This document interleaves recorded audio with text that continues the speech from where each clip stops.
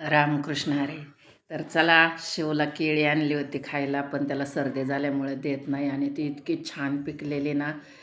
तर म्हटलं जुने दिवस आठवले.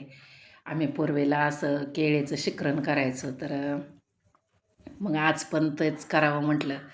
तर हे बघा, असे टिपके पडले ना की आम्ही म्हणायचं ही चित्रे केळं आहेत.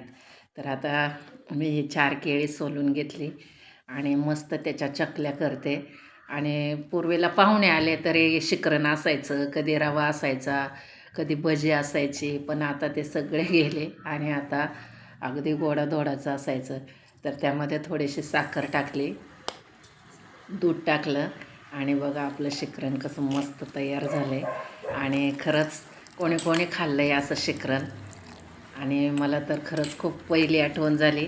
आणि कोणी खाल्लं असेल तर नक्की सांगा आणि लाईक सबस्क्राईब करा.